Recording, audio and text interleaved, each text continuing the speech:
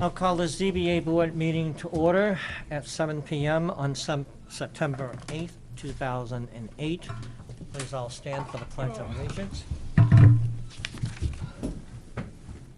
pledge allegiance to the flag of the United States of America and to the republic for which it stands, one nation, under God, indivisible, with liberty and justice for all.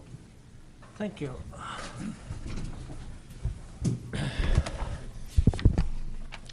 Before we get started this evening, I have something I'd like to read to the board.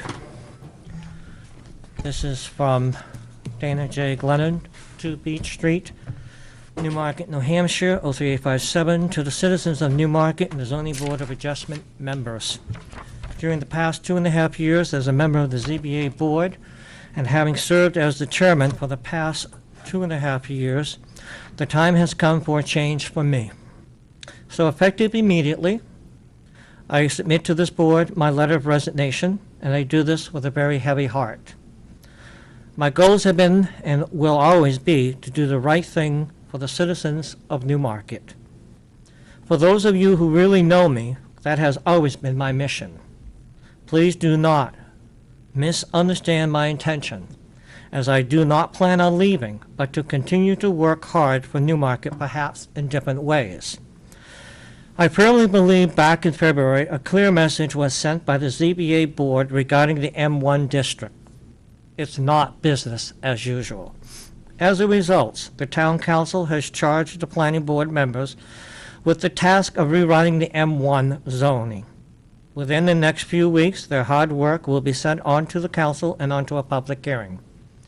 With the developer soon to come on board, the mills and the downtown will once again be a vibrant community and help to stabilize the tax base. Thank you, ZBA Board members, for an outstanding job. There is a lot happening in this great town of ours, and as chairman of the Town Council, I find my time and focus is much needed in that area. I feel very confident that the current board members are more than capable of carrying on the responsibilities of the ZBA, and that they will continue to work hard for this community. I wish all of you the very best, and thank you for letting me serve you. Respectfully submitted, Dana J. Glennon. And with that, I will be leaving. Mr. Co-Chair, please take over. I guess I will have to take over. Thank you. Thank you, Mr. Chairman. I think the first case of business we'll have tonight is the minutes of June 30th. We have 2 minutes to go through, and if anybody has any corrections. Point of order, do we have to vote as a board to accept Chairman Glennon's resignation? I don't know. Shall we, I believe we do, so shall we do that just? I think maybe that would be in line as well as the voting for a new co-chair, or voting for a chair and co-chair. Okay, would somebody make a motion to accept Dana's? I'll so move. A second? Second. Call the roll. Scott Quinlan. Aye. Kate Scott. Aye. Kristen Platt. Aye. Aye.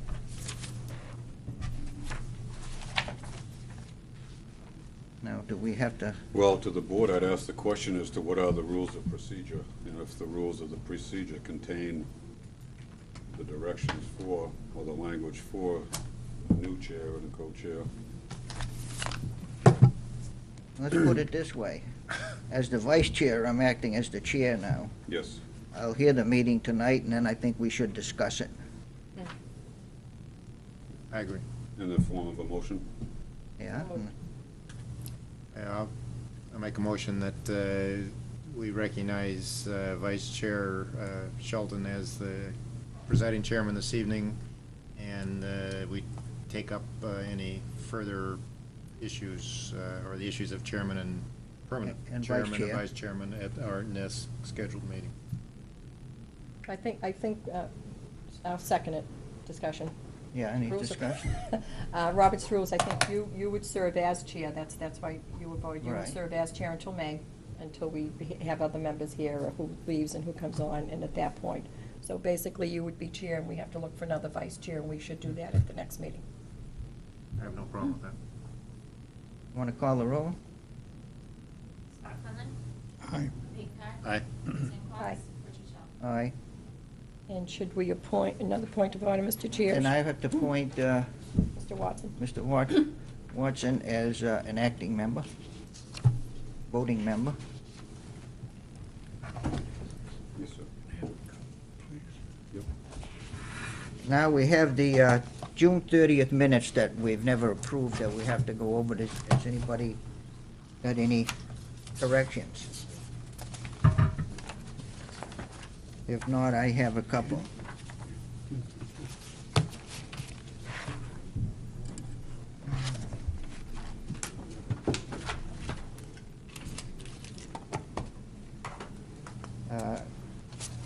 On page 3, down by the bottom, at the meeting of June 16th, it should have been listed as June 9th.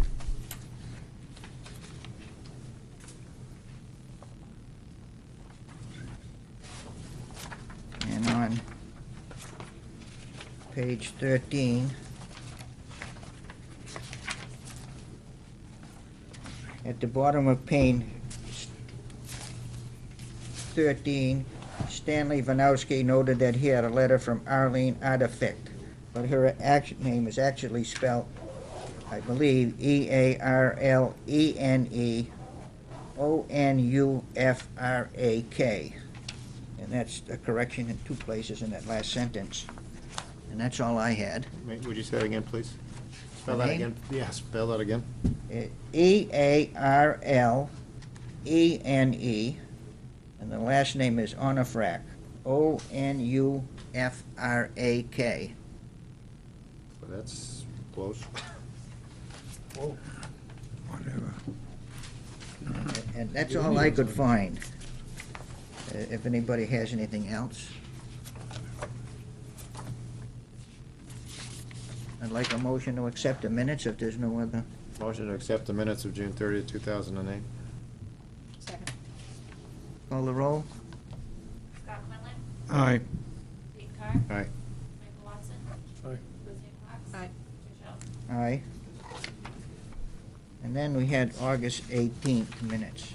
And I couldn't find any there. I don't know if anybody else did. Any corrections?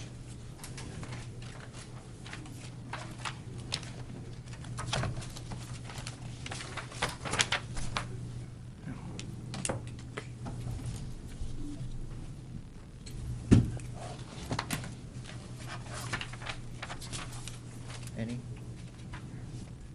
If there's no corrections, I'll take a motion to accept them. So moved. Second. Did I hear a so moved? Yeah? So Second. moved. Oh, you Yeah, I second? think Mr. Watson, Mr. second. Watson seconded him. Call the roll? Scott Quinlan. I was absent. Pete Carr. Aye. Michael Watson. Aye. Roseanne Cox. Aye. Richard Shelton. Aye.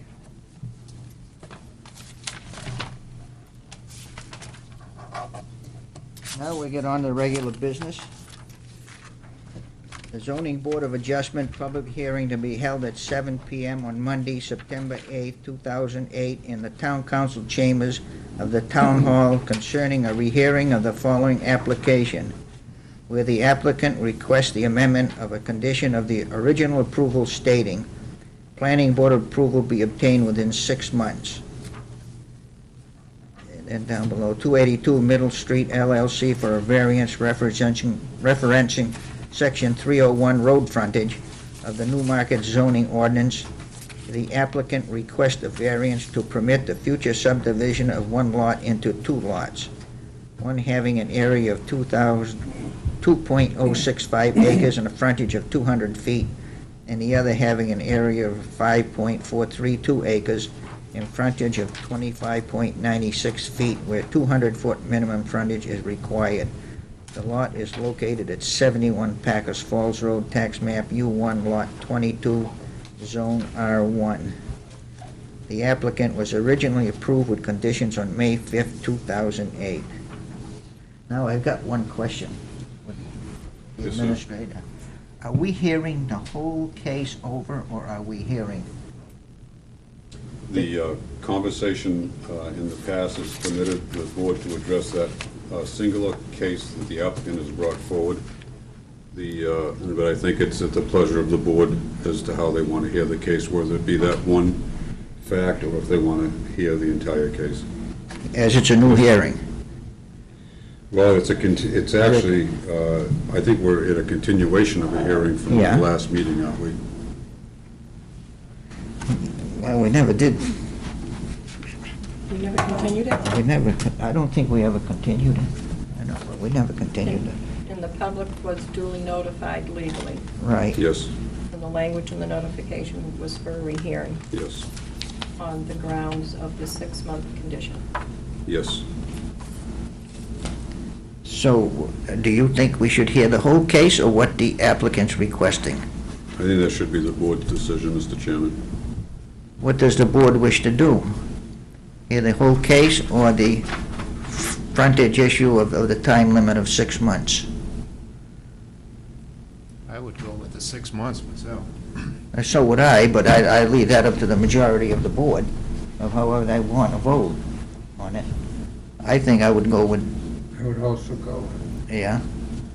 Didn't we have a legal opinion last time that said that all we needed to do was go with the 6 months? I figured we did, but then they had a completely rehearing setting it up. But I think what we're hearing is the road frontage issue of in the 6 months, they can't do that project they're telling us in 6 months. So if we're hearing just the variance for the 6-month issue, then I'd like a motion to hear it. Before we make the motion, one thing I'd like to have discussed is whether, at the last meeting, Chairman Glennon talked about having it as basically a closed session without public comment, and that to me is whether we intend to follow that or whether it will be open for public comment. I think because they reposted it, we have to open it to public comment. I would agree. If the if the applicant's gonna speak, the public has a right to speak. But we can only hear any information that was not previously presented. In other words, if they have some new information that was not available at the time of the last hearings, then it's not accepted. It's gotta be new information Sounds good. that wasn't available. And would we have a motion on that? I have some clarification. Okay. The definition is different between a public hearing and a public meeting. Public meeting requires minimal notification. I don't know what the time frame is. Just that we have a public hearing, and that satisfies the requirements of 91A for the public to attend. That we don't have to open for public comment. A public hearing is when the abutters are duly notified, the applicant, abutters, and so forth and so on, and you have to legally open public comment. I said we're gonna open public Yeah. comments, but only on what's before us. Right. And we don't want to rehear any information that we've heard previously. Right. There's a few things in our book, and it does state that we should hear only what is before us, but it almost contradicts itself. I think we should, before we make any decision like that, we know we have to open public comment. I think we should start the proceedings and take it from there, depending on what we hear. But technically, we're supposed to hear only about the condition. Right. 6 And months, the but we don't know where 6-month that can lead. Right, we gotta hear from the there. 6-month condition of the And- road frontage. Right. Yeah, But not 6-month conditions, to get approval from the planning right. board for the road frontage. Yeah, Yes. yeah, which the applicant states they can't do. Okay. And I think they'll have to show us that they can't do it. Yes, the applicant has to set forth every ground upon which is claimed that the decision or order complained of is unlawful or unreasonable, and they have to state those facts this evening Yeah. for us. Mr. Point Chairman? of order. Yeah, It was my understanding, and I wish that you would review the minutes of, excuse me, let me just back up for the record. My name is Susan Rice, representing 282 Middle Street LLC. I have not had an opportunity to completely review the August 18th meeting minutes, but it was my understanding when I was here at that meeting that this was solely a rehearing on the rehearing because there was procedural errors made. There was no reasons given for the denial, and it was my understanding that the scope of this meeting was going to be on the rehearing to correct The that errors. issue, because my rehearing was based on the 6-month issue. And it was also my understanding that we weren't going to have to go through and prepare and present because all of this information had already been presented at the rehearing. And the decision was made, it was a 2-2 vote, and I submitted a letter about the second week of August requesting a rehearing on the rehearing because of all the procedural errors, and this board decided to grant me the meeting this evening. And I think that we need to go back and revisit those meeting minutes to see what actually happened in August, and if need be, read them out loud so that everybody understands where we're at, because this certainly is not a rehearing of my original case. This is a rehearing of a rehearing based on procedural errors.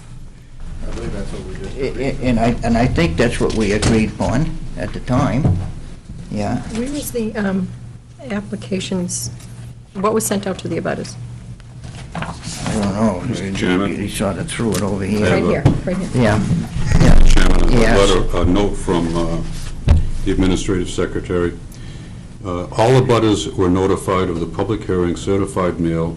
It was properly posted in 3 places where only 2 are required. It was also published in Foster's. We picked up the notice fees, and Susan Rice was notified of that. Yeah. For the meeting tonight? Yes. But that was not required, was it? Yes. Because of the continuation of the original? No, but I You're think, going over and above, which I think is great, but I think you're going over and above what was required, unless I'm...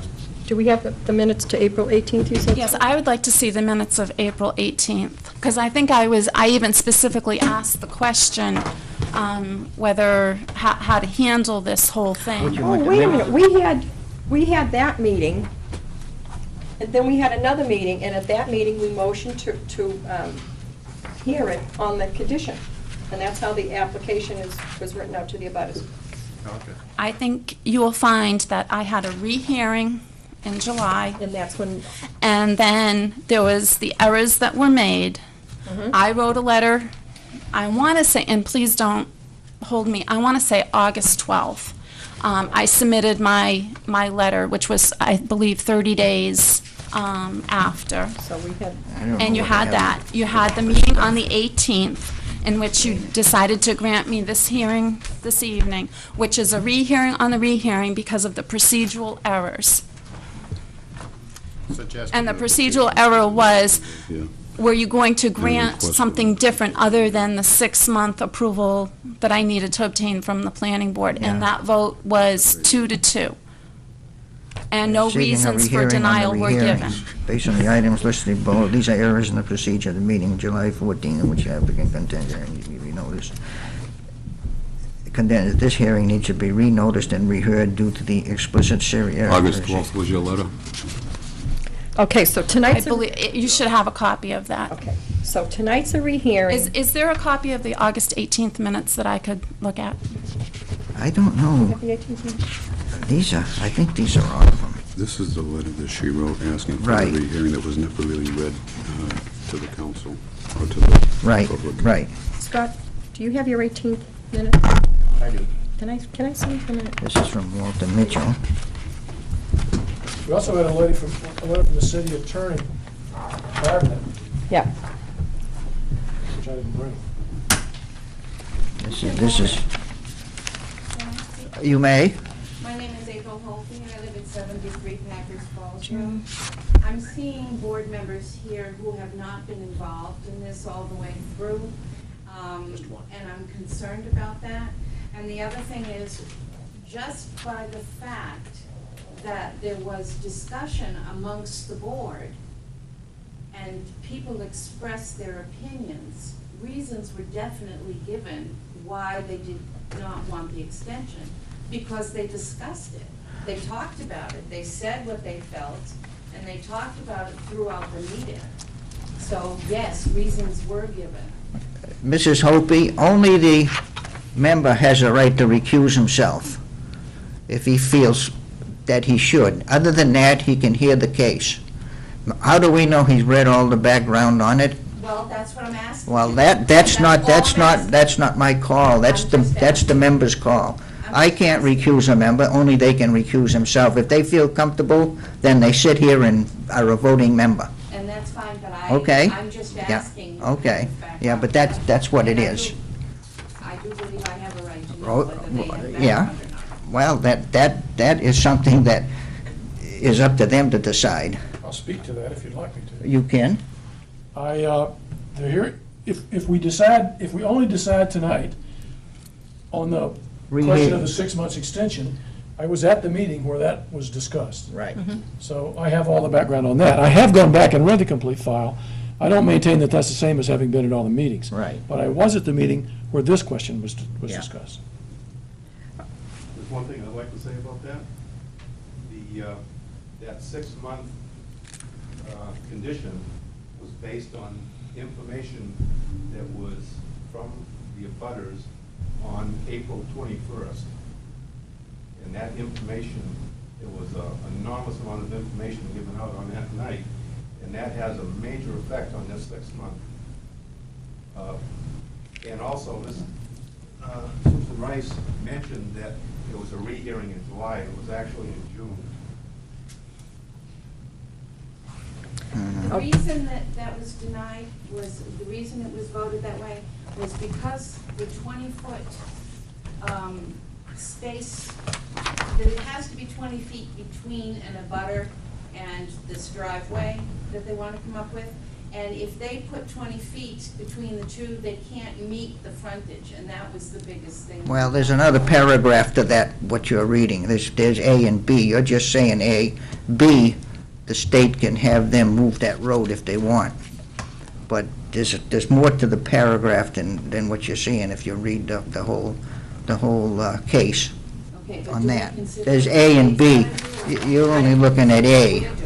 Okay, I think the motion, you see that? But we've got to get back to the motion. Susan, We're going to hear, I'm making I don't make the motion, but I think all we're going to hear is your 6-month, I'd like to approval. be able to go through these minutes with the board, and I don't know if Ms. Quox has also picked out some of the same things that I have picked out. yeah.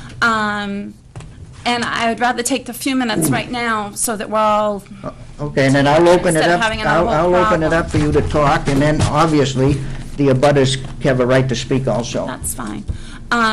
Going back, and I'm referencing the minutes of August 18th, 2008,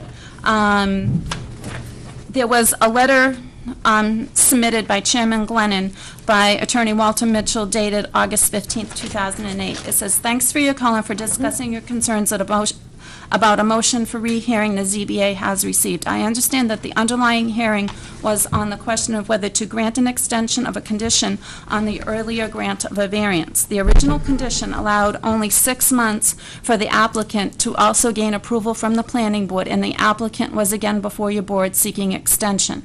I understand that the extension was denied by a 2-2 vote, as there were only 4 regular members present. The applicant has now submitted a motion for rehearing raising claims of error, and while you personally do not agree with many of them, you have expressed concern about the lack of a full board having been available, especially in light of how the vote turned out and the fact that upon denial, the members voting to deny refused to state reasons. Such reasons are required to be given by RSA 676:3(1). Either or both of these concerns are valid reasons to grant a rehearing if the board votes to do so. The rehearing would be limited to the extension of the time period question. It would not be going back to whether the variance should have been granted in the first place. There was some discussion about the number of members, and a motion was made. Vice Chairman Shelton made a motion to rehear the condition of approval due to the technical inconsistencies. The rehearing will be scheduled for September 8th, 2008 at 7 p.m. The board will rehear only the condition of approval as requested by the applicant. Seconded by Peyton Carr. Vote all in favor. Peyton Carr asked if the board needed to discuss whether there would be 4 or 5 members for this rehearing. Chairman Glennon answered that the board did not know whether there would be 4 or 5 members present yet. The board would discuss that if necessary at the rehearing. Susan Rice, representing 282 Middle Street, asked if this would be a public hearing and whether abutters needed to be notified. Chairman Glennon answered that this rehearing would not be a public hearing. The notice has been properly posted, but as noted by the attorney, the abutters do not need to be notified. Vice Chairman Shelton agreed, stating that the notice has been posted in 2 different public places. Peyton Carr noted that the abutters only get a certified letter of notice for the original application hearing. After that, everything else is a continuation of the original notice. Susan Rice asked the board to let her know if she needed to provide a list of names and addresses or fees for noticing, as she would prefer to have this done ahead of time and not come in to the September 8th meeting to find out that this should have been done. Chairman Glennon noted that he had asked the attorney this specific question during last Friday's conference call. The attorney's answer had been that notices did not need to go out. He would ask Administrative Assistant Sue Jordan to provide a memo to 282 Middle Street LLC, stating that no additional abutter information or fees are required. I thank the board for their due diligence. Peyton Carr asked if the rehearing would be open to the public. Chairman Glennon answered the discussion would be within the board. The attorney had advised that the board did not need to reopen the public hearing. Those are your minutes. That's the public record. It was my understanding that I wasn't going to speak, and neither was anybody else, and that it was going to be a discussion amongst the board. You were going to deliberate and make your necessary decisions. That was my understanding. Well, Chairman Glennon is not here any longer, and it's my opinion that when you get up and present something, we should also give the abutters a chance to respond, but only on the issue, not on everything else that's planning board. And I have Member Quarks that would like to speak. So Susan, basically tonight, you're here for a motion for a rehearing. No, I'm here to see how this board deliberates on my previous rehearing that was granted, to come to a conclusion on either granting me my request with regard to the 6 months, and if it's approved, and it's denied, I'm looking for my reasons for denial. It was denied the last time with a 2-2 vote, no reasons were given. And I've asked for reconsideration of that. So you're looking for an opinion from the board tonight as to whether or not we will rehear. No, she's No. looking for, She's looking to at, find out if we're going to give her an extension, or if we're going to leave it like it is, or what are we going to do? Right. We got to finalize something tonight and Right. put this to rest. Absolutely. that's what we, I mean, we've had it long enough. that's what we voted on last time. Because And it seems, what we're going to hear is the road frontage I mean, issue. I honestly did, when I walked in here tonight, I did not expect Yeah. to be speaking in front of this board. I thought that the board would open it, they would do their deliberations, make their motion up or down, or to do whatever you're gonna do. We would have finished it, and you guys would have gone on with your business and adjourned, and we'd be out of here. Well, I would like the applicant to explain to us why they need more than 6 months, which was allowed, which we really never got into. You must have a reason why you need more than 6 months to put this before the planning board. I know what it would be, but I mean, you should tell the whole board. I know you can't get it done in 6 months, but at least that we should know due to the complexity of the issue, I imagine.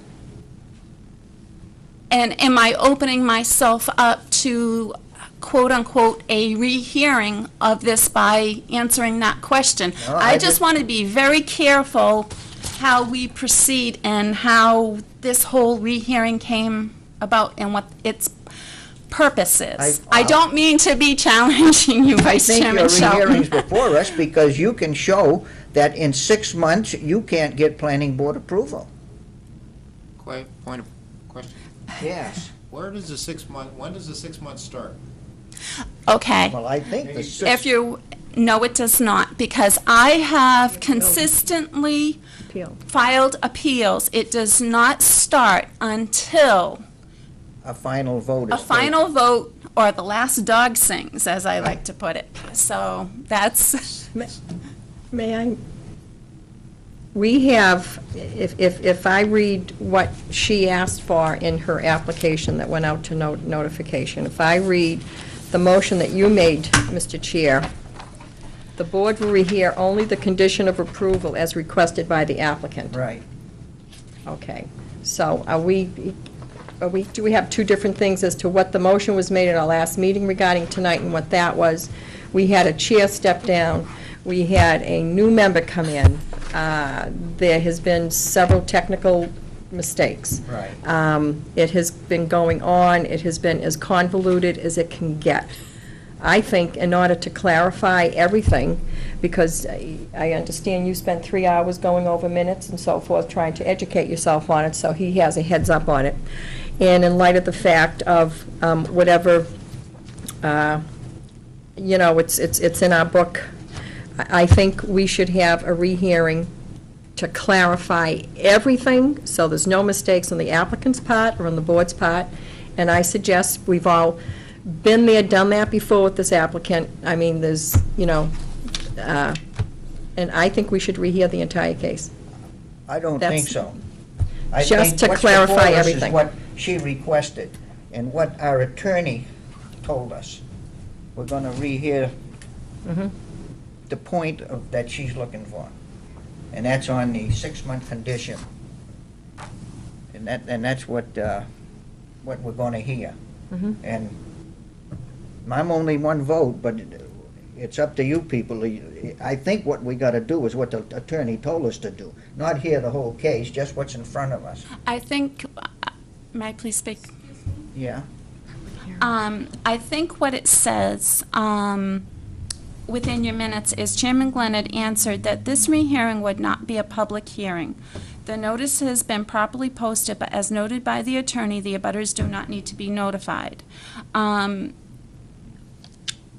It's, I go back to, this was a rehearing for you to have the opportunity to correct your error in your That's right. deliberations and your vote. And I think that that simply was all that it was, and that was what I was asking for. I threw a lot of stuff in my letter, and the major thing was that, first of all, it wasn't a full board, and the second issue was you deliberated and motions were made, they were not seconded. A motion was made again, and it was a tie vote, and it was by Robert's Rules of Order, because I did not have a majority vote, it was denied, and no reasons were given. And that was the main reason why I came and pointed out the errors, and that's what got me to the point tonight. And that's why we're here again. And that's why we're here again, to Yeah. work through it again. Now, but the application sent out to I the don't care what it abutters says, I'm does saying- state public hearing, so we're legally obligated to have a Right, public we hearing. can, I And said I'm we not can- sure that we- that was we'll based let on the her advice. speak, we can let the That's- applicant speak, but only to the issue. And I hope that it's to the issue at hand. That's what Right, I'm the issue at requesting that hand. this board I don't listen wanna hear about everything else. to new information, because Oh. what I presented tonight was just clarification, and I've tried, Fine. at least to the best of my knowledge, not to be presenting and opening Oh, I up this see. whole Now, Mrs. thing. Hopi has a question. Public hearing, it says so right. Yeah. From what I understand, and you've read, and also the last meeting, the lawyers' letters were read. From what I hear in those letters, the lawyer is not saying that you have to do it one way or another. The lawyer is saying you have the right to do it the way you want to do it. Either you can open up fully, and I'm not asking you to open it up fully, I'm just. I'm not gonna clarifying open it what- up fully. Excuse me, I really don't want to argue, I'm Yeah. just trying to point something out.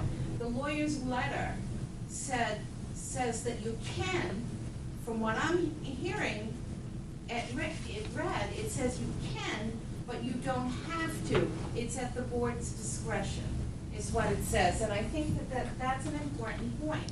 Whether you open it up for the whole thing, I don't care, I mean, that's not an issue at this point. But it is an issue what the lawyer said.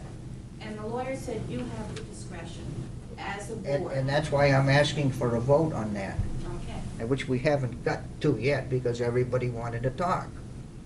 And I still, I'm sorry, I have a letter that I've been asked to read to the board, so when that's appropriate, I would like to. If it pertains to the road frontage issue, we'll hear it. If it doesn't, then we It won't does. hear it. It If all the does. members have the same letter. We've had plenty of letters read already on this case. Did you, do you, well, this person wanted me to read it into the minutes. It'll be entered into the record because it'll be part of the record. Do you know which letter I'm talking Well, about? I would imagine the one from Dr. Brown. On, Dated? It has to be germane to the 6 months. Yeah, it be is read. germane to the 6 months. yeah, because it says September 1st. It is germane to the 6 months simply because he's noting, well, he mentions it several times, why the 6 months should not be extended. So it is germane to the 6 months. So sure about that. Well, I don't think it is, but anyway, we're gonna have a motion to, Well, what kind of just to hear motion to just to hear the frontage issue. the The condition, so-called condition number 3, rehearing on condition number 3, 6 months of approval. which concerns 6 months of approval. Yeah. I do have one question. I thought, although I couldn't find it anywhere in the minutes, that we had granted Mr. Vincent the ability to extend that additional 6 months if he saw that sufficient progress was being made. Is that, am I, I think we talked about it, but we never put it in. okay, all right. There was, in the old stuff, there was some discussion about what was gonna define substantial progress. Right, That was the right. problem. But it was never Didn't make it. voted in Okay, as conditions of approval. I'll go back to the original, that we vote to approve or to rehear only condition number 3, The 6 month. which concerns a 6-month I approval. need a second on that. Was it, excuse me, was it condition 2 or 3? It was 3. All right. Yeah. Thank you. Number 4, we struck. I need a second on that. Second? All in favor? Let's call the roll. Scott Quinlan, Aye. Peyton Park, Aye. Michael Watson, Aye. Roseanne Fox, Nay. Richard Shelton. Aye. So I guess we're gonna sit down and we're gonna hear just the condition, the 6-month condition. Now, has anybody got any idea what they wanna do with the 6 month? They wanna keep it, they wanna strike it, I have a statement I'd like to make, Mr. Chairman. you're welcome to read it. Okay. In response to the request for a hearing from 282 Middle Street LLC, owner of 71 Packers Falls Road, Newmarket, New Hampshire, I make the following findings. The 2 conditions that the applicant requests a hearing for were, number 3, the planning board approval be obtained within 6 months, and number 4, substantial completion be done within 6 months of the planning board approval. It has already been determined that the 4th condition has been eliminated by agreement by the ZBA board as reflected in the May 5th, 2008 minutes, see bottom of page 10. The condition concerning substantial completion is done within 6 months of the planning board approval. As to the 3rd condition requiring planning board approval within 6 months, I do not desire to change that for reasons that follow.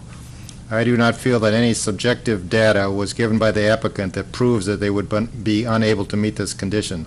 Also, I believe the board has also agreed, this is a question that I just brought up, so that's up for grabs. I believe the board has also agreed that additional 6 months can be considered by the code enforcement officer if he feels sufficient progress in the approval process has been made.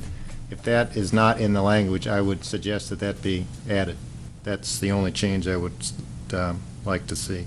I do not see this reflected in the May 5th, 2008 minutes and would consider adding that to the original condition. I am against changing the condition because I feel sufficient negative sentiment by all the abutters has been made both prior to and subsequent to the May 5, 2008 variance approval that brings to question the actual approval of the variance. Most of that abutter disapproval concerned drainage and environmental issues.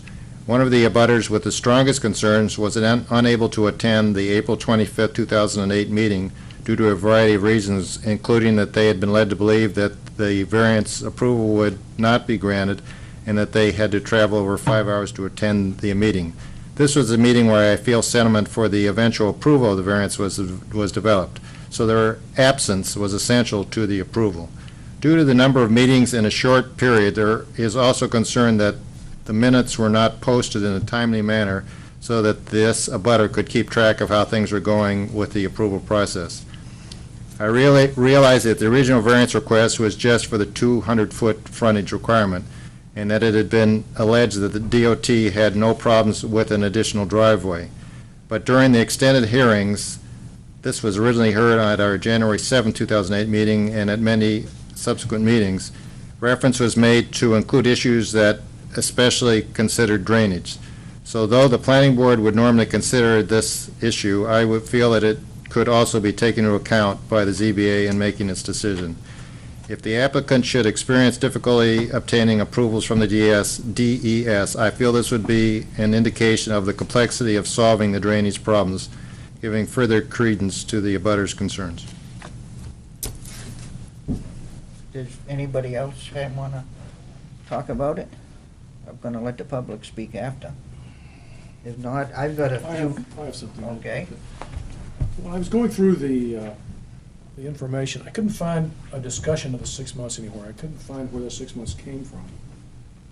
So if anybody, The 6 months came at the end when we set a condition. right, but why was it 6 months and not 3 months, or 6 months and not 9 months, or? That's a good question. I know the answer to that. No, I'm not talking to you now. I'll tell you, I'll open it up later. Because I have a problem with granting somebody something under unreasonable conditions for them to be able to do it. And as it was shown later on in all of this, that with the backlog with the DES, they can't meet that approval. Well, now, but the DES is, that's another, we're not responsible for the DES, right? No, but. Our condition was but I only mean, on the you planning can't- board. You can't hamstring the applicant either. No, but our condition was only based on planning board approval, not DES approval. We didn't mention the But they DES. couldn't get No. planning board approval until they get their wetland studies done. Well, you can, is there a, Can I explain Yes. something to him? Please. There is a process. If you go before a planning board, you start filing your applications for DES, and the planning board does their site walks and so forth and so on. What they will do is, 6 months is enough time to get an approval.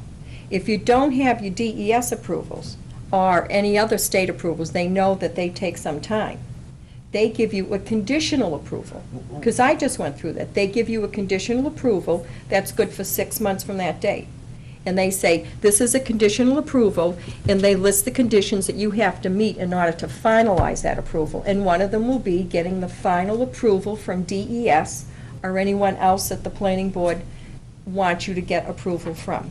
If within that extended 6-month period, the applicant does not get from DES, that happened to me, their final approval, because DES is backed up, the applicant goes back to the planning board, and they state their reasons, and the planning board will give you another 6 months if you have a valid reason. So therefore, a 6-month deadline for these folks is actually a year and a half. so if they get a conditional approval from the planning board, that's within 6 months. Now, wait a that minute. satisfies our- We didn't list a conditional approval. In your motion, you said they must have planning board approval in 6 months. You just stated my question. If If we they- had entered conditional approval, maybe that would have changed their outlook. There's conditional approval's not in there. So does, Well, we could put approval or conditional approval Well- within 6 months. Anyway, I made some notes also that I'd like to speak on. And this is evidence how considered, a handbook for local officials. The Superior Court will not reopen the question of facts pertaining to the case unless the records of the boards are too meager to show the basis for the decision. However, the Supreme Court has stated this court has consistently held that upon review, the trial court may hear any and all additional evidence presented that will assist in evaluating the reasonableness of a zoning board decision. That was Shaw versus Manchester, case 120, New Hampshire, 1980. The necessity for a board to maintain complete records and to make its decision on the basis of recorded evidence is clear. A board whose decisions are frequently overturned by a court may soon become a center of controversy and weaken the entire structure of zoning administration. The key to a defensible record is a clear and complete record. When faced with a land use appeal as a preliminary matter, the court orders submittal of the record. Just what is the record? It is a summary of all the evidence taken and considered and used in reaching the decision. Normally, court appeals center on reasonableness of the result reached based on the evidence considered. Normally, inquiring into the member's legal interpretations or the mental process used in reaching a decision is not permitted. And that was case 112, New Hampshire, 267. And then the court re-emphasized this point in Olzak versus the town of New Hampton, case 139, New Hampshire, 1995, and cited the Merriam case in holding that plaintiff's burden of proof in zoning appeals is sustained by evidence that the decision of the board could not be reached by reasonable men. Evidence of the thought process of members of the ZBA is irrelevant to this issue. That's underlined. At our May 5th meeting, this board approved this application with conditions by a vote of 5-0. As the condition that is before us again, planning board approval be obtained within 6 months. The applicant had shown that to meet that condition was not reasonable and would be unable to meet. It is my opinion that by placing that condition, which the applicant has shown to be unreasonable and unable to meet, and the fact from previous testimony that there is ample sight distance in both directions, and met the approval of the Director of Public Works, and also noted by Mr. Chad Hayes from the New Hampshire DOT, that for a simple driveway extension of driving way permit from New Hampshire DOT would not likely not be required, and that by striking the condition of approval, planning board approval be obtained within 6 months would be justified. Now, that's my view on the case. Now, Ms. Fox? My view is, like you said, that is the thought process. To use the thought process as evidence wouldn't hold up in court. Okay? But in my mind, and it's probably a few things that a few members aren't aware of, it's not the thought process that I'm concerned with. Mine is the evidential process. And the evidence brought forth was within the abutter setbacks and so forth for what they want to do. And there's a letter from, it states that they got their wetlands, at the wetlands, DES got the expedited wetland permit. And there are a few things. Now, I believe you remember the abutters saying that the Browns said that they got a letter from New Hampshire Soils after the fact. Now, after the fact, and I'm bringing this up only because of the fact of what I stated before, that I feel we should rehear the entire hearing. Well, we already made a motion, we're not going to, so don't get into that. No, but the Browns were asked to sign a paper stating that they could go 20 feet into there. Now, there is an RSA that states, and this is one of the requirements that they've been asked for from DES for their application, is that the project must be located 20 feet from the abutting property line unless written permission, which is what the Browns were asked to give, is received from the affected abutter. In this case, the affected abutter has sent DES correspondence opposing the project and stating that they will not provide written permission to construct the project within the setback, that 20-foot setback. The only recourse you may pursue is a waiver. According to the procedures described for waivers, but according to RSA, now this is what got me concerned. There's a state, if the state is concerned enough to formulate an RSA to prohibit a dredge and fill permit within the 20-foot setback requirement, okay? Because, and this is a state RSA language, because no permit or dredge or fill shall be granted if it shall infringe on the property rights or unreasonably affect value, and remember value, or enjoyment of property of abutting owners. So in my mind, if we had known about this during the procedures, that would have affected one of the criteria, which was value. And by the state's own RSA, it's stating that if someone wants to dredge and fill within 20 feet of a property, the state feels that that will affect its enjoyment and the value. And that is, and with everything else that's been going on, and that's my concern there. And here's the letter to the Browns asking on behalf of Walter Cheney, representatives to the owner of the property at 71 Packers Falls Road, they're asking them to sign the waiver. So in light of that, that's why I'd like a rehearing. Well, then they won't get a DES approval. We're not getting into a rehearing, you I know know. that, but. Yeah, and there's But several. anyway, what Dr. Yeah. Brown quoted in there, it was in the KZNV WT 304.04. The complete case is set back from property lines. The department shall limit the location of a project to at least 20 feet from an abutting property line or imaginary extension thereof over surface water unless it receives written agreement from the affected abutter, concurring with any impact that may result relative to the abutter's interest. That's what the doctor told Right, us. and that's what's in B, there's more to the case. The department shall increase the setback if it finds that the proposed location represents a danger to other waterfront activities, a navigation hazard, or interferes with an abutter's access to or use of the abutter's property.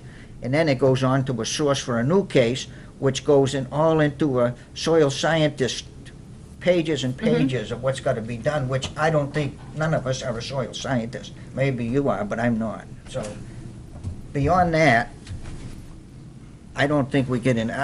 I think that comes along in a planning board issue if it ever reaches there. Well, if it was evidence in place at the time we had the hearing, and it's evident at the timing of these letters and so forth, that they knew that they had to get these waivers, and that wasn't brought to our attention. And we are a quasi-judicial board, and we should get all the facts in order to make a Well, decision. right now, I know that Mrs. Hopi is chomping at the bit to speak, so I'll let you speak. Now, why would you give you that idea? Do I need to come forward? No, you can do it Well, right there. The mic, for the mic, so she can Well- be heard. Um, Watch out for the puppy. 10 or, oh. It's gonna upset you.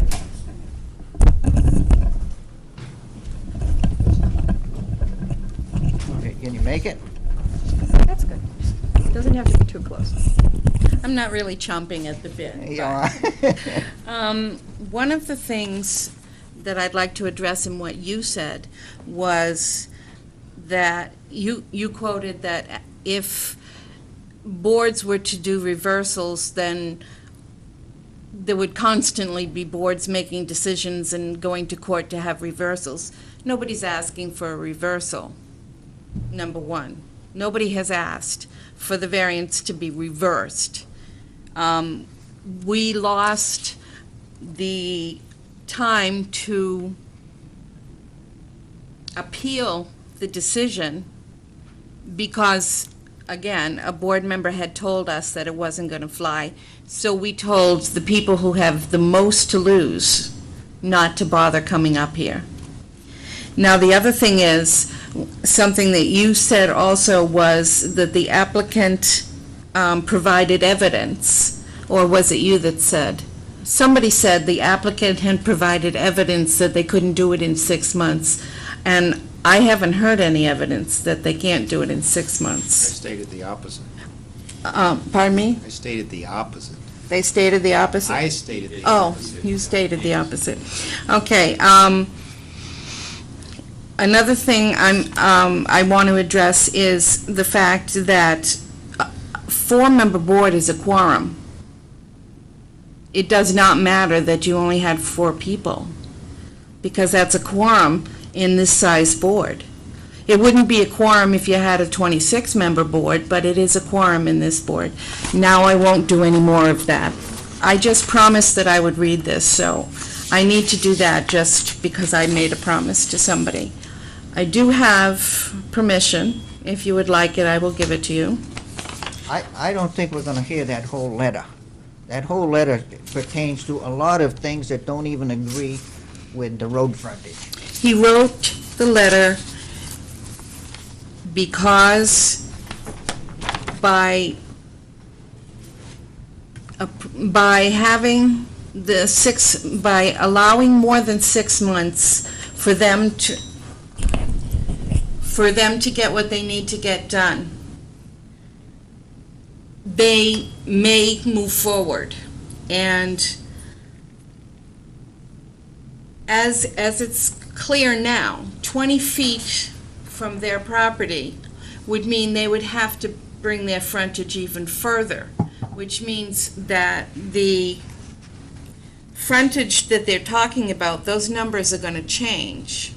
I'm gonna That's why I'd like tell to you what read we're gonna this. do. I want you to sleep tonight, so I'm gonna let you read that letter. I Okay. know you wanna read it, and we'll just listen to it. Well, I We've- really We've all probably appreciate all that. read it already, so Well, you can read it for the but public. you know what? There's a whole lot of people watching right now. Yeah, okay. And I think that they would like to hear it Okay, too. and I And says if they you don't may want read to, they it. can turn off their TVs. Okay. And we'll sit back and hear it again. This is to the members of the zoning board. In a letter from the State of New Hampshire Department of Environmental Services dated July 16th, 2008, 282 Middle Street LLC was told that, number one, pursuant to ENV-WT 304.04, the project must be located at least 20 feet from the abutting property line, unless written permission is received from the affected abutter. Since we have not given such permission, the only recourse is to request a waiver from this rule. RSA 482-A11-2 states that no permit to dredge or fill shall be granted if it shall infringe on the property rights or unreasonably affect the value or enjoyment of the property of the abutting owners. Number two, abutters' concerns over the potential changes in hydrology, increases in flooding on their properties, and potential vernal pools on the property must be addressed. This is what the state the DES has said to 282 Middle Street. Location of a septic tank must be provided. If the lot is incapable of supporting an approved septic system, then there is no demonstrated need for the crossing based on the inability to develop the lot. A map showing proximity to the lot nearest mapped prime wetlands must be provided. 282 Middle Street LLC was told that they must provide a single and complete response to all four of these issues by November 13th, 2008, or the application for permit will be denied.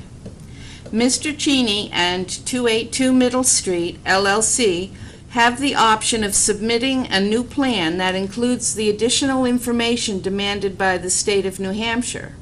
Such a plan will have to address more than a driveway. It makes no sense to build a driveway to nowhere, especially when the construction of said driveway will do so much damage. This variance should never have been granted in the first place. The only reason for extending the 6-month time allotment would be to improve the chances of 282 Middle Street LLC for building the proposed driveway using the existing plan. A reason for not extending the 6-month allotment would be that a new plan would have to be considered by the Newmarket Zoning Board of Adjustments that addresses not just the driveway, but the impact of future development of the lot. We would not be spending the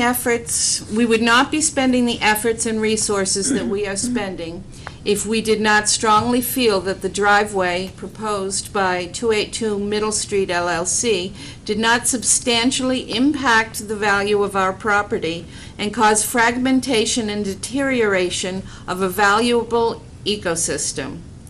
Just this August, we dug a hole in the yard adjacent to 71 Packers Falls Road and hit water 1 foot down. It is my understanding that years ago, an abutter to 71 Packers Falls Road tried to build close to the area where we assume 282 Middle Street LLC plans to build. The cellar hole filled with water, and it still remains a pond to this day. And Bruce can give you the name of the person who did that. And he also has a picture that shows the pond still there. The water table is obviously very high. Cutting down a large number of trees in the development of the proposed lot at 71 Packers Falls Road will definitely make a difficult situation even worse. Cutting down trees along our property line and installing power lines will surely impact the natural beauty of our property. Drainage plans to address the increased risk of flooding will adversely impact vernal pools both on our property and at 71 Packers Falls Road. So future development of this property cannot solve one problem without creating another. Also, the proposed drainage will only address surface water and not solve the problem of raising the water table. It has been 2 months since you were alerted to the fact that the variance granted to subdivide the lot into 2 lots, one having an area of 2.065 acres and a frontage of 200 feet, and the other having an area of 5.432 acres and the frontage of 25.96 feet. This is what I think will change if they have to come more than 20 feet away from the property. Failed to meet the requirements stated in the town ordinances. The proposed lot of 2.065 acres includes wetlands and does not meet minimum lot size. This is a zoning board issue that must be addressed. Now that the issue has been raised, we believe that the time to address this issue should predate any hearing to amend the conditions for the existing variance. You have had plenty of time to review the town ordinances, thereby allow 282 Middle Street LLC to continue to pursue acceptance of this flawed variance beyond the time that was provided makes no sense. We have already been told that our appeal options for this variance were forfeited, even before we received notification of 282 Middle Street's intent to build within 20 feet of our property. If we cannot challenge this through an appeal process, we will challenge this through the court system. In the rationale provided for the May 5th, 2008 decision of the ZBA, it was stated that after careful consideration of the evidence presented, that the applicant has met the 5-part test for the granting of a variance. We do not believe the evidence was carefully considered and strongly urge you to carefully reconsider the evidence before granting an extension beyond the granted 6 months for this flawed variance. You have heard considerable testimony from ourselves and other abutters that New Hampshire DES issue number 2 is a real problem that will create hardships and decrease property values for properties adjacent to the proposed project. But these concerns appear to have fallen on deaf ears. After all the testimony that was provided, 2 members of the board still sided with the developer concerning giving an extension beyond the 6-month deadline. At a previous meeting, the chairman of the board even tried to strong-arm one of the other board members to support the chair rather than address concerns of the abutter. We feel that concerns of the developer are receiving preferential treatment over the concerns of the abutters or community. If a member of the zoning board is a personal friend of Mr. Walter Cheney or anyone else associated with 282 Middle Street LLC, he or she should recuse himself of voting on this application because such relationship could bias his judgment. If a member of the zoning board has received personal favors or goods from a representative of 282 Middle Street LLC, he should also recuse himself from voting. I have to object to those comments. Yeah, that's I'm going to respond to them. I'm sorry, I'm just reading what he wrote. I'm not, oh, you can object to them. I already have. Can I continue? It's almost Go done. ahead. Please do. Okay. He should also recuse himself from voting, since such favors could be perceived as a form of bribery. You have seen from the state of New Hampshire that pursuant to ENV-WT 304.04, the project must be located at least 20 feet from the abutting property line, unless written permission is received from the affected abutter. You have heard considerable testimony from the abutters on both sides of the property, and you know that an additional elderly abutter who could not attend the meeting because of her health was denied the reading of her testimony because of a technicality. The variance for this proposed driveway was granted despite many well-voiced concerns and without the legally required written permission from us. The variance was granted despite the fact that minimum lot size was not met pursuant to Section 5.03 of the Newmarket zoning ordinance. We were not given an extension beyond the 30-day time limit to appeal your decision to grant this flawed variance, even when you were informed by us that we did not receive the required written notification of the developer to build within 20 feet of wetlands on our property until after the 30-day appeal time limit. If you grant an extension to this developer, that facilitates the acceptance of this clearly flawed proposal. You will have to explain to us, either in an appeals process or in a courtroom, why this developer was granted an extension and we were not. Sincerely, Dr. David W. Brown and Eva S. Brown, owners of 6969A Packers Falls Road, properties adjacent to proposed lots 22 and 22-1 of Packers Falls Road. Thank Done my you. deed. Now, I would like to respond to Dr. Brown's letter.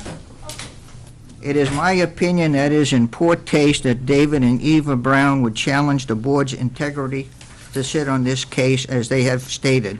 I quote, "If a member of the zoning board is a personal friend of Mr. Walter Cheney or anyone else associated with 282 Middle Street LLC, he should recuse himself of voting on this application because such a relationship could bias his judgment. If a member of the zoning board had received personal favors or goods from a representative of 282 Middle Street LLC, also recuse himself from voting, since favors could be perceived as a form of bribery. Also, the Browns should get their facts straight. This public hearing for 282 Middle Street LLC for a variance reference Section 301 road frontage is being represented by Real Estate Advisors Incorporated of 70th Street, Exeter Street, Newmarket, New Hampshire, whose president, as registered with the state of New Hampshire, is June Barry, and also is the only one listed on the board of directors. Nowhere do I see Walter Cheney's name listed with the state of New Hampshire as a member of the Real Estate Advisors who's presenting this board to this case to us. And I have a copy if you want to look at it. And I know you do. It's right here. I printed it off the internet today. You know what? You seem very angry with me. I don't think that. Well, that- I that's think fair. I think he was a little obnoxious in his letter. That's my opinion. Now let's get on with it. But- I'm going to give Susan Rice a chance to respond. Well, so I would like to wait to all the others that way I Okay. can address everything all at once. Mr. Hopi?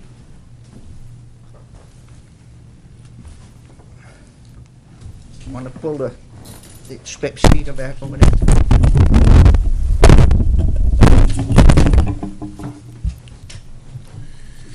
I'm Bruce Hopi at 73 Packers Falls Road. And for starters, I'd like to pass around that satellite picture of the area that we're talking about that was mentioned in Dr. Brown's letter. Over here, is that correct? And I think so. there's a couple of things I'd like to speak to. Are we speaking to the, There's the driveway. To- Instead of what's before us tonight, or Yes. things that are not involved? Yeah, Okay. yeah, you already mentioned that, right? Yeah. Yeah. On another lot. One thing I'd like to speak to was, Mr. Watson, Yes. you asked the question why they applied a 6 months to it. Well, if you read the information, you know, all the discussions took place on April 21st of this year. There was a lot of abutters here. On April 28th, there was a site walk. They got rained out. The site walk continued on May 3rd, where the meeting came in here. May 3rd was the day that they voted on approval, which they did do, with conditions. And the conditions, in my belief, in a way, and if you went back and looked at the April 21st minutes, it was based on criteria number 5. I don't believe they met that. It was a lot of discussion about the value of the surrounding properties would not be diminished. And it was mentioned by almost everybody that they weren't sure about it. So because of that, they wanted to put some conditions on this because they didn't have enough information because of the applicant going to the Wetlands Bureau and everything else. So they said if it's not a problem, then 6 months should be more than enough time. However, they said, we're going to put 6 months on this because we believe that's enough time to get all the approvals that they need. So that was part of the condition because criteria 5 was not met. And that's one of the criterias that they had to have in order to pass the variance. So that condition was assigned on May 3rd of this year. Then there was another meeting on the 16th, which talked about a letter about conditions. And on June 30th, there was another meeting that it was a rehearing on that 6-month conditions. And a lot of this information was brought up again. At that meeting, that's the meeting where they applied the 6 months on May 3rd, and then they applied, and then they denied the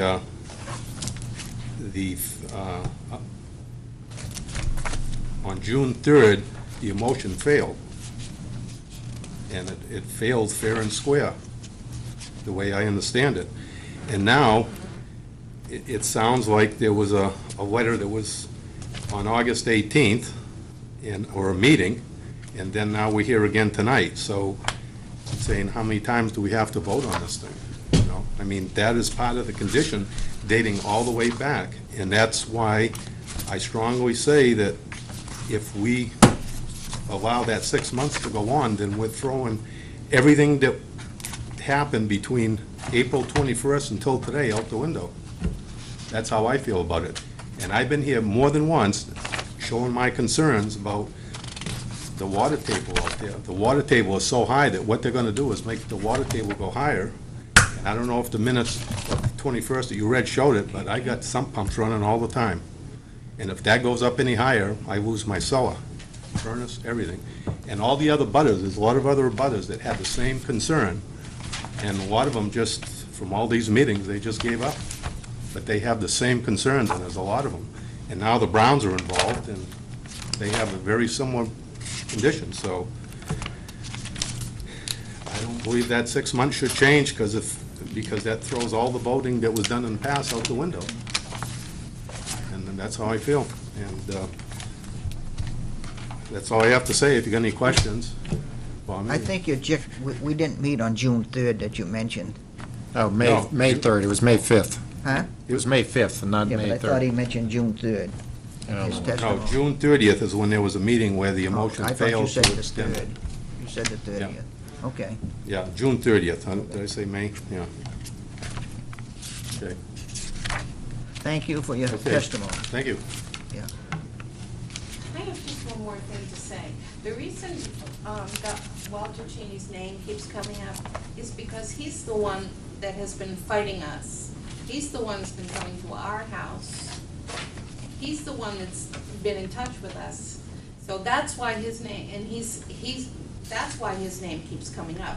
I don't know how he's involved, but he's the one fighting us. I don't know who owns the property other than LLC, Middle Street LLC, but Real Estate Advisors is representing the applicant, and Real Estate Advisors owned by the president is June Berry, and also the board of director of one.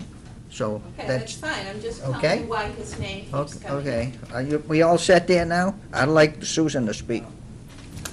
Another button. Go ahead, I'm going to speak before her, and then I'm going to close your part of it. You wanted all the abutters first? And I only want you to speak about that issue of the 6 months. No, I was gonna say. Would it be here? Thomas Jennings, 74 Packers Falls Road.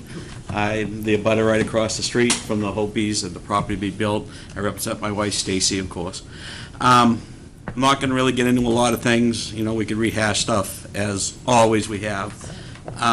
But there's a lot of problems with that property and the issue of building on it. It's been brought up by several of the board members, the abutters and all that. You approved the variance. I agree with that. Okay, gave 'em 6 months. I agree with that. You know, that was a gift that they got the variance approved with all the problems on that property, but I respect your decision. So I think, just want to say, they got 6 months. That should be it, and let's end this tonight. Thank you. Thank you. Susan? Okay. I'm going to address Ms. Hobie's concerns or her statements. And for the record, 2 meetings now, I have heard the statement that board members said from her, not exactly her quote, but we can certainly go back to the record and find it, that there was board members who said, don't worry about this, it will never fly. And that was, to me personally, aside from my professional representation of 282 Middle Street LLC, of which Peter Flores is a trustee. I'm not really sure how Real Estate Advisors got into the middle of this, but if the whole world needs to know, am I employed by Real Estate Advisors? Yes, I am. Is Walter W. Cheney my boss? Yes, he is. Does he help with this project? Yes, he does. We have nothing to hide. And if we thought from one moment that any one of you, including Mr. Glennon, who resigned tonight, had personal comments or whatever and was not looking at this case objectively, we have the right, and we would have exercised that right, to ask you to recuse yourself. I have never thought from 1 minute that any one of you has had but the most professional presence on this board. And for somebody to say that for 2 meetings in a row is very upsetting, because it now makes me wonder, is there something going on? And I'll tell you, I don't think that there is anything going on. And as far as the Browns are concerned, they had every single opportunity per the RSAs that I have had. It is not my fault that they live 5 hours away. It is not my fault that they did not exercise their appeal or look into what their rights were. I am to this point because I have exercised the rights by law that the state of New Hampshire has given us.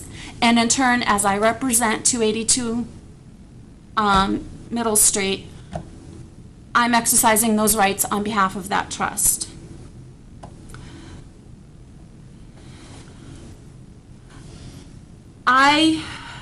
Collecting my thoughts here, because as you can see, that is something that really truly bothers me. We have, and I have here, in the development process, and I don't know how many of you have gone through variances and then to planning board and then to actually developing. But with my years of experience, when you get handed a project such as this, you look at it in terms of, A, what do you need to meet for the zoning ordinance? And the one thing that we did not meet in trying to subdivide this piece of property is the frontage. And that is what we referenced initially in our application, was the frontage. We asked for 200 feet for one lot and the 20-something feet for the second lot. And that's where we went.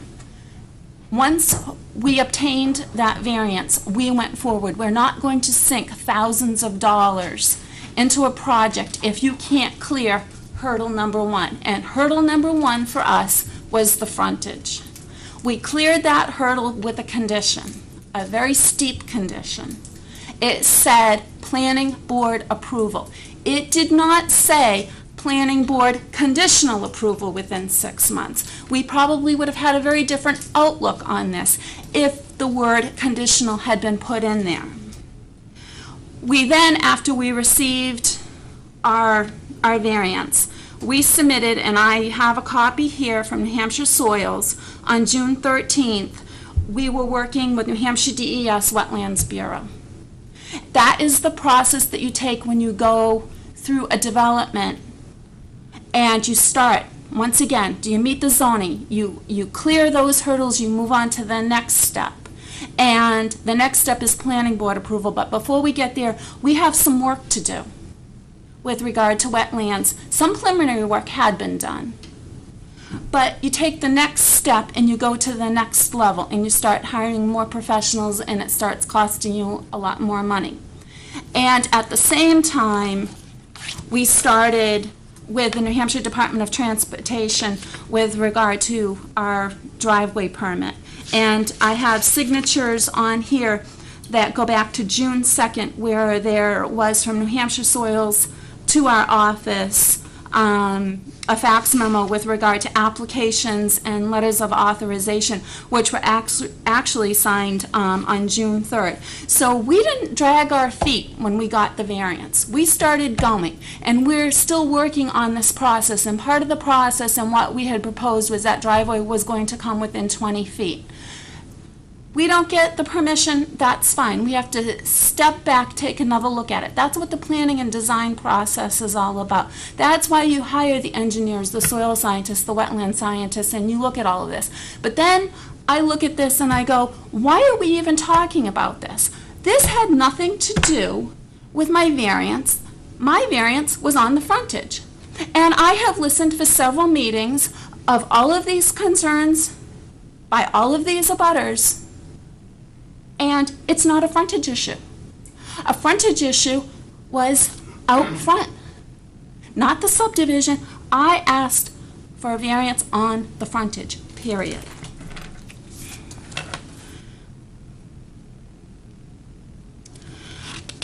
When we started the meeting tonight,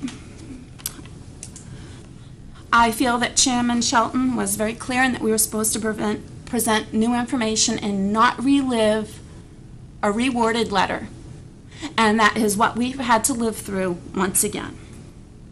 I really take offense with the terminology of Walter Cheney is fighting us and coming over to our house. We do not fight with anybody, and that is just not a very fair statement to make. I have not seen the picture that was passed around.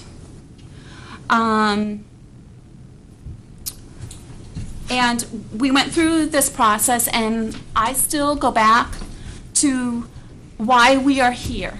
And that was that when I had my rehearing. No, she's talking. Can she look at the picture? I just wonder, is this the lot in question, or what is this outline? That outline is the rough area where there's standing water. The wetlands is more than that, but that's kind of like a rough area. I also have that at different angles from the satellite.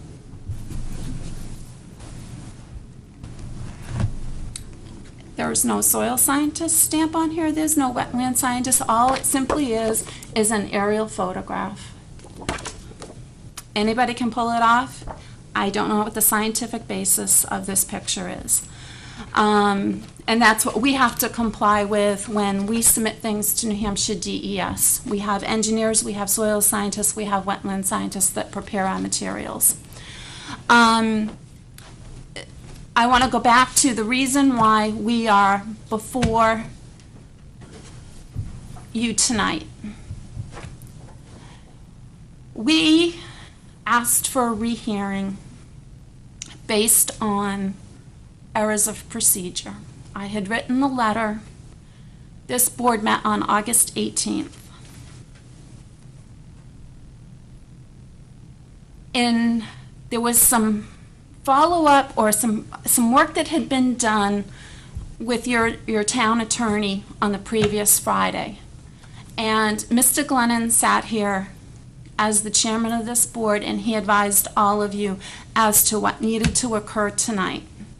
And that was to deliberate on what we had asked for, which was an extension. This is not the first time that that extension has been discussed. Back in June, I remember very clearly a meeting of this board where Mr. Shelton tried to amend the minutes, and he came up with what he thought was a very equitable solution, which was 1 year with the possibility of 1 6-month extension granted by Dan Vincent, the zoning administrator.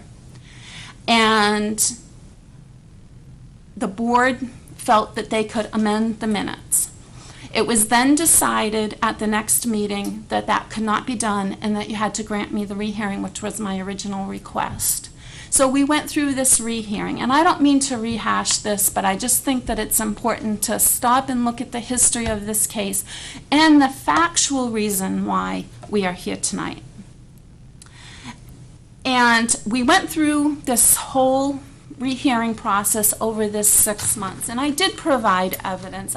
It's the same evidence that I'm providing tonight, that we have applied to New Hampshire DES, we have applied to New Hampshire DOT, we are working with these state agencies. These state agencies have backlogs.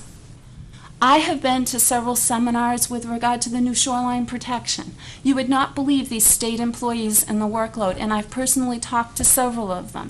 It takes some time. It's not uncommon for you to submit something and then for you to get letters and to respond back and need to answer for 4 questions, and they give you a deadline of November. It's not uncommon at all to work through this process. And to work through this process also helps us to work through to meet what we need to present to the planning board. I am of the school of thought that if you're going to ask and go before the planning board with an application, you make it as complete and as detailed as possible, not so that you're not wasting the board's time. And I'm also of the school of thought that if you need some of these permits, you get them well on their way so that you're not sitting here with conditional approvals with the planning board hanging out there. And may I also know, and I could be totally wrong on this, but there was a variance given at the last meeting where I believe these people also need to go before the planning board for a site plan, and I could be wrong on this, but they were not given a time limit to get their approval through the planning board. So, you know, what's good for one also needs to be good for the other, and that's all that I have to say. I let you people speak first, and she was speaking last, so at this point, I'll close the hearing, and the board's going to deliberate. I'd like to rebut. I'm sorry, I'm closing the public I've been hearing. personally attacked in public. I closed the public hearing, and the board's going to deliberate. I'd like Mr. Vincent to give us his input on the whole case. Well, to clarify from the onset of this case, although the applicant stated that they were simply here for a road frontage, the application reads that 282 Middle Street LLC for a variance reference section 3.01 road frontage of the Newmarket zoning ordinance. And the language goes on in your application. The applicant requests a variance to permit the future subdivision of 1 lot into 2 lots, one having area, specified acreage, and frontage of 200 feet, and the other having 5.432 acres of frontage. So really, your application and the language in your application, I'm sure has led this board into the questioning which it has presented to you. So for you to tell the board that you only are here for the frontage, your application doesn't reflect that. I Please, quoted the please. zoning ordinance. The- It was frontage. Yep, it's been closed. Now, I think this board has had a difficult time. I think the abutters have had a difficult time. I can see that as being one of the reasons why we've had so many meetings here. It's been the board with considerations to the applicant as well as considerations to the abutters. And this has been a difficult case. This could be a 100-lot subdivision, and you think you'd spend this much time on it. But all the factors that you would consider in the 100-lot subdivision are still within this small 2-lot subdivision itself. As far as making decisions, I think this is a difficult one, and I would say, again, take the time to think this through and not necessarily come to a conclusion this evening. But again, that's at the pleasure of the board. Well, I'll leave that up to the board on what they want to do. Yes, Um, Roseanne? In regards to what we do for one, what's good for one is good for the other, regarding the applicant we had before us 2 weeks ago, in granting him, we didn't have one abutter in the audience for that gentleman that was not in favor. We had a gentleman that was in favor of it. It wasn't a wetlands impact. It wasn't impacting a piece of property like this. That is why he didn't get any type of time limit on his project. Ms. Rice also just stated that she supplied all the evidence, and that's what they do. They supply all the evidence when they come before these boards so they don't waste their time and our time. Well, if they had presented the evidence that they needed the 20-foot setback with 482A11, and according to the state's language itself, that would have affected the value of the abutting property. That would have affected our decision on one of our criteria. So we weren't given that evidence then. But the abutters got that letter on sometime close after that, June 18th, within 2 weeks' time. And they get things well on their way. They got the expedited application into DES, and I'd like to know, since they have gotten this letter back from DES with a request for more information on their application, which is dated July 16th, have they sent any more information to DES in regards to this? Are they working and they doing their due diligence on this? And I'd like to know if they've responded to any of these questions from DES. Because they said they're doing their due diligence and not spinning their wheels and ours. But if we were given all the evidence, I think our motion could have probably been different. Mr. Carr? Two comments. One comment is, since the clock is still running, in effect, we're up to a 9 months approval, or 10 months. I mean, we're 4 months past the original approval. And is it 4 months? 4 Whatever months. it is. And I would agree to change the wording to a conditional approval with the planning board. I think that was just originally the intent. We weren't trying to get it to drop dead after 6 months. Anyway, that's my feeling. But I don't want to change the 6 months. Yeah. Mr. Quinlan, do you have any? I agree that despite my feelings for this project, that giving this extension at this time would be a good way to expedite. So, in this case, we can say that conditional approval was not intended. So if we intend that, we have to put it in. Right. Yeah, the motion will be made if that's what it's going to be, but it's up to the board to make a motion and decide on that motion, and then vote on that motion, have it seconded and vote. I don't remember any real evidence that 6 months wasn't enough. I remember some opinions that 6 months wasn't enough. Yeah. I don't remember any statements from anybody in the process that 6 months wasn't enough. I just remember a statement that 6 months wasn't enough from the applicant. Well, I agree that the conditional approval should be in there. I think you can verify that with the problems you went through with that project, that it should be there, that you're not going to just run through it and it's done with. But Right. anyway, if somebody wants to put a motion together, then we can see if we get a second and vote on the motion. You like to put a motion together, Mr. Carr? I'm trying to, the current condition is, that's what I was trying to get. The planning board approval be obtained within 6 months. I will make a motion to change that to conditional planning board approval be obtained within 6 months with an additional 6-month extension by Mr. Vincent. Do we have a second on that? If necessary. If Necessary. If felt Deemed, is deemed necessary. Help me out. Sorry. Help me out. Or if due cause is shown. yes. Yeah. Okay, if due cause is shown.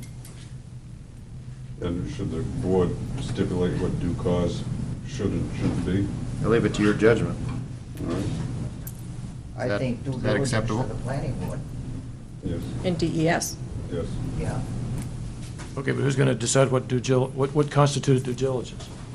Well, Responding in a timely fashion to any I- request from Yeah, I think From the due diligence the would permitting entities. would be up to the CBA administrator So to show. so it'd be on Mr. Vincent to decide if it'd been due diligence? Right. You comfortable with that? yes. Okay, so what we're going to do is then we're going to give them 6 months to get conditional approval with an extra 6 months if they need it. Is that what we're? okay. According, yeah. That's what Mr. Carr is putting together. Although from what Ms. Quack said, the planning board has the Ability to ability to do that themselves. themselves. Yeah, we're so in they, we might effect not even have to duplicating. go to Dan. We I'm- might not even have to go to Dan. So are we comfortable with that motion? Do you think that the motion as made is Yes. is Yeah, leave is Dan, doable? yeah, leave Leave Dan in it? Oh, Okay, definitely. that's fine. yeah. We have a second on that? Second. Want to call the roll? Scott Aye. Hanlon, Aye. Pete Carr, Aye. Michael Watson, Aye. Roseanne Fox, Aye. Richard Shelton. All right. Now, do we have any more business to attend to? Mr. Chairman, could you restate the motion? The motion was that, Erica can read it. Erica, Erica. let's see if she could. The motion is to change the condition that planning board approval be obtained within 6 months to that planning board conditional approval be obtained within 6 months with the possibility of an additional 6-month extension by zoning administrator Dan Vincent if deemed necessary with due cause being shown. Okay, I have a. Perfect. I have a question then. It's a condition of getting the extra 6 months that they have conditional approval. It didn't say that specifically, did it? You can't get the extra 6 months unless you've gotten conditional approval to start with. they get 6 conditional approval, 6 months conditional approval to the planning board. I understand that's the intent, but is that what we've actually got here? Right, Does right. it say you have to Yeah. have, you have to have conditional approval to get the extra 6 months? No, no. Well, then what did No. we do? The planning board, Dan Vincent can extend it 6 months if he shows due diligence. Now, if it goes to the planning board with conditional approval, the planning board can extend it automatically.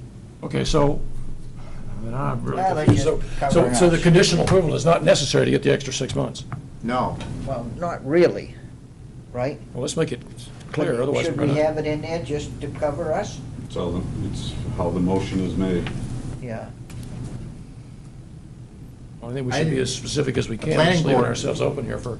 Roseanne can correct me on this, but my understanding is the planning board is not going to give conditional approval unless the application process is gone through and they feel that it meets all the criteria.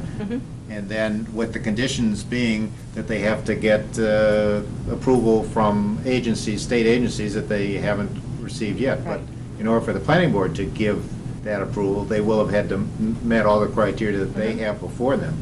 Right. So I'm suggesting that they can have an additional 6 months beyond this, the original 6 months, to get to that point where the planning board will give them that conditional approval. Well, I don't think that's the way it reads, is it? Is it? That wasn't what I thought I was voting on. Do you want me to read it again? Would you? The motion is to change the current condition as read, planning board approval be obtained within 6 months, to be changed to planning board conditional approval be obtained within 6 months with the additional possibility of a 6-month extension by zoning administrator Dan Vincent if deemed necessary and due cause is shown. It's ambiguous. Well, that details if necessary. But that's, So it still only- reads ambiguously, doesn't it? I mean, it says you have to get planning board approval, but then it says you can, the way I understood it read is. Conditional You can't get the extra 6 months if you didn't get the conditional approval. No, when you get conditional approval, usually they give you a 6-month The timeframe. planning board does. The planning That's board does. We're not the additional. planning board. We need to be specific about what we're saying. Well, we're all aware of the fact that when you get a conditional approval from planning board, you get the 6 additional months to get all your permits. But that's a different 6 months than what we're talking about. Right. Then I The don't only think we're thing you making- could say I don't think we're perhaps making would be 6 months to obtain conditional planning board approval. An additional 6 months from the code enforcement Well, officer. if we're going to give them 6 months plus 6 months, why are we mentioning conditional approval at all? It's not a condition. They don't have to get conditional approval to get the extra 6 months, so why are we putting the conditional Because approval once in it there? gets to the planning board, they can give them a 6-month and then another 6 months. Right, but that's up to them. They can do that regardless of what we Yeah. do. So if we're going to give them 6 months and 6 months on Mr. Vincent's say-so, why do we have this in there about needing conditional approval? They don't need our condition, they don't need planning board conditional approval to get our extra 6 months. They only need Mr. Vincent.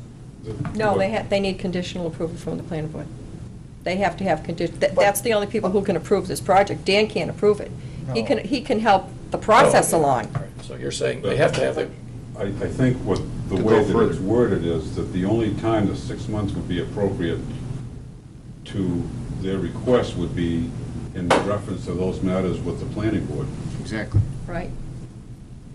okay, so 6 months goes by And they still haven't made it. and to the nothing's planning happened. board. They haven't heard from the planning board, They come back to my office and they get the other 6 months. and get the other 6 If he months. If he deems gives it to 'em. If he gives it to Right. him, he doesn't have to give it to him. It's not an automatic. And then at the end of that 6 months, if they ain't in front of the planning board, they're down the chute. Well, but they would be No, anyway, it stays- whether we mention planning board or not. If they go 6 months and they're doing their best, they come to Dan, or say and he gives them the other 6 months, Yeah.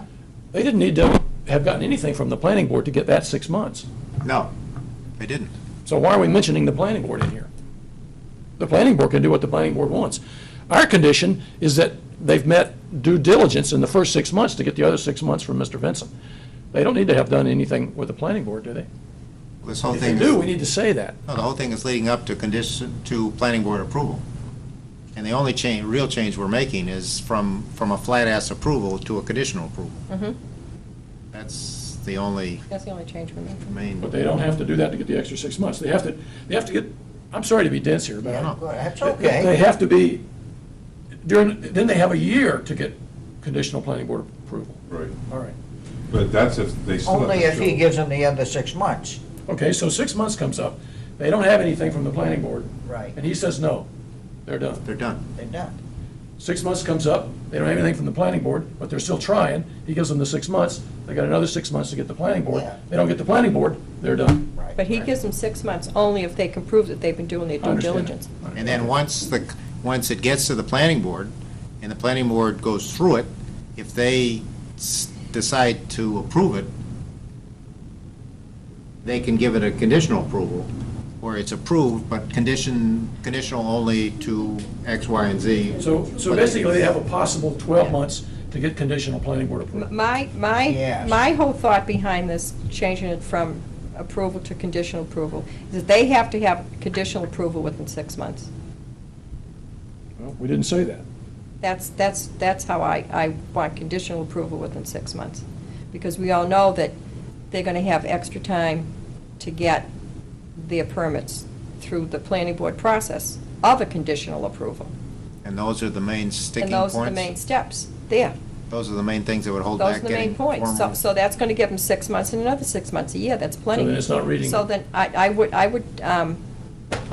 don't know how Dan would not, I don't want Dan to interfere with that, to let this board think that what Dan is gonna do is say, well, okay, you know, it's 5 months down the road from today and they still haven't applied. I want them to have conditional approval in 6 months. Then they don't need 6 months from us, they can get it from the planning board. Yep. So, what's the, I'm not for or against any of this, I'm just trying to understand what it Clarify, is. yeah. Does anybody want to, we haven't made no second on anything yet. Does anybody want to come up with a new motion? Well, actually, I did second it, but then somebody had a Yeah. question. So you have to withdraw. That motion has been voted on. Yeah. It hasn't been, it has been voted on. Has been voted on. Well, then we're done. No. No, We can, No. we can make another motion, I suppose. We can Okay. withdraw our motion. yeah. Withdraw your second. Withdraw Are your you motion. comfortable with the motion we made?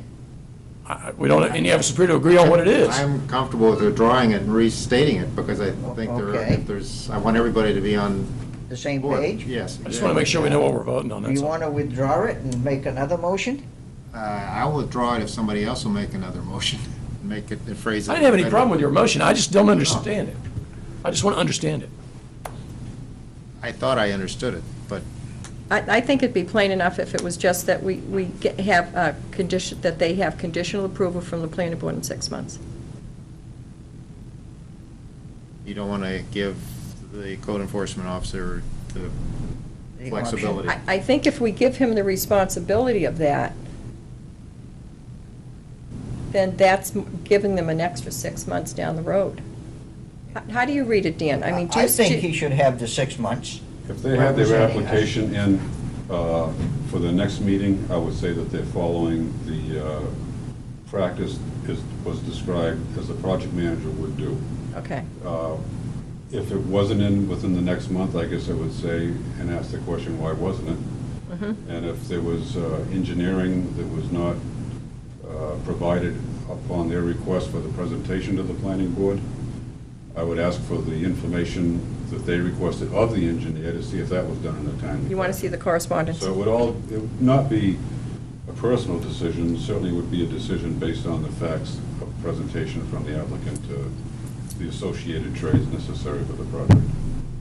Okay. And the engineers, surveyors, DOT, DES, planning board.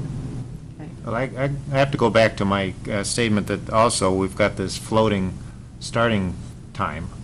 And so in effect, they've got additional 4 months from their 6 months we're talking about. So now we're in effect saying that they've got 10 months Well, instead of 6 months. There's a good chance there wasn't not much money being spent on this project when it was all in limbo. Well, even if they had been, I mean, Yeah. they're betting on the come, that's their Yeah, risk. Right, yeah, and the big risk. Can't fault them for taking a risk. No, No, the applicant had stated that they started the process. yeah, So it's not, but I'm comfortable with the motion you made. all right.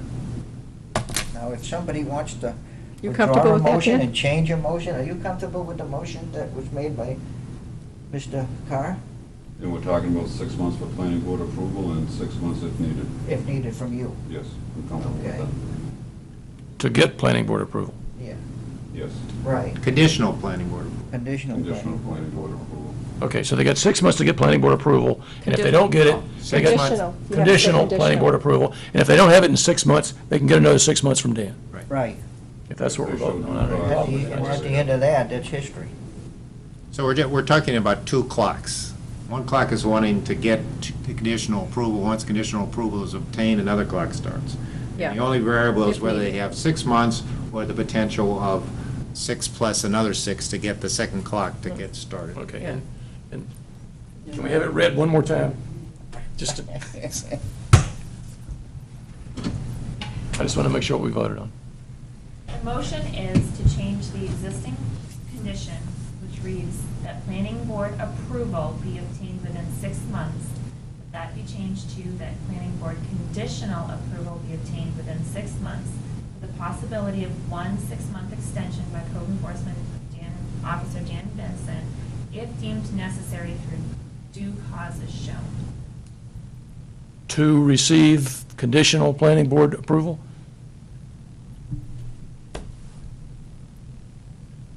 Second?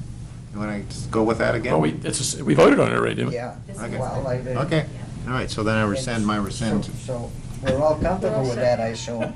Yeah. Have we got any other? Have we done any before us? damage here trying to get in and out? of No, this I thing? don't think so. Okay. I'm sorry. Well, then at this point, if we don't have any other information, Chairman. Mr. Vincent has some information.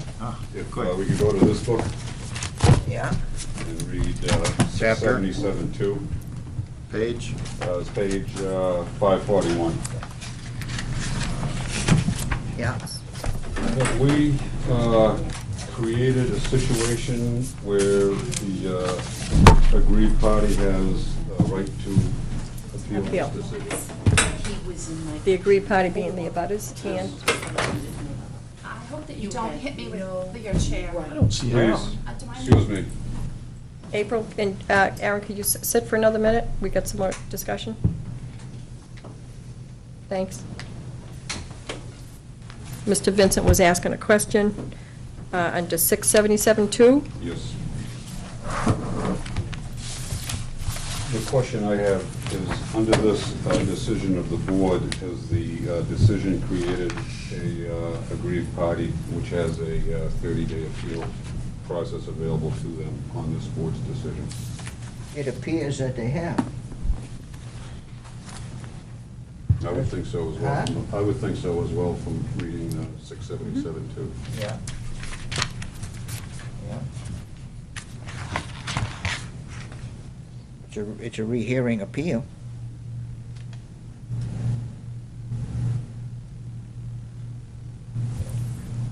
Any party to the action or proceedings, any person directly affected thereby may apply for a rehearing in respect to any matter determined in the action or proceeding or covered or included in the order, specifying the motion for rehearing, the ground therefore on the Board of Adjustment, Board of Appeals. I would think so. If that's the case, the board's never going to get to the end of anything. No, that would be it. There is, read this section here, pages 22 and 23, and it states that there is an end to it. There is, really. And now with that in consideration, with the conditions given for this process, the clock would start 30 days from today, actually, not Okay. necessarily today. Tomorrow. Starts 30 days from today. It's, the 30-day clock doesn't start What on did you the just day say, the Dan? decision is rendered. Right. The clock starts 30 days from From The day the today. decision is rendered. from today, okay. yeah. So that adds another month into the whole. Yes. Okay. Yeah. So, Which really is not a time that would be available to the applicant unless they wanted to operate on their own chance. Okay. so basically, explain to the Hopis then that basically then what we're saying is that all the abutters are now can be considered an aggrieved party, and they have 30 days to appeal this. So we're, It appears that that's the way I read it. I mean, it's RSA 677 semicolon 2. So if you and all the abutters want to look into that and clarify it with whoever's doing anything for you folks and read it and want to appeal, you have 30 days to do that. From today. Today. I believe it's, There was new language on. there's new language. Within You 30 don't days include- after the date on which the written Yeah, you decision don't was include the actually day, filed. the day of the Be decision. It's Tomorrow, the next day. maybe? And then, as long as we have the minutes processed properly, then Within 144 hours. we'll move forward with that. For each day the minutes are delayed, they get an extra day within their appeal period. So, So what's the start date of 30 days? tomorrow's the start date. And starting and including tomorrow. Okay, so, Starting and including. September But do 9th. yourself a favor, get it in a week ahead of time if you're going to do anything. Don't wait for the last minute for anything. And then the other situation is that I believe that after the approval of the planning boards is made through that process, that the applicant will be back here because of the lot size, because I think No. it doesn't meet the lot size requirement. Well, according to some of the stuff, once they get the wetlands worked out, it's not going to meet the lot size Yeah. requirements.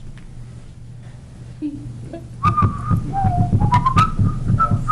made rehearing for a rehearing for a rehearing. We can just deny it. We're just trying to keep up with Exeter and their church thing, you know? Yeah, yeah. But, you know, I think that this process has hopefully Educated us, definitely. and shown that the consideration has been given to the applicant as well as to the abutters, because both of them have equal weight and importance, I think, in the community. It's certainly And I this- think we were fair to both parties, I think so. yeah. It I was a think struggle at so. times. I think all the meetings we had indicates that. Yeah. We've tried anyway. Motion to adjourn. Well, thank you very much. Thank you for your testimony. I have one question. The last time there was a rehearing and it failed, what happens with the minutes on that meeting?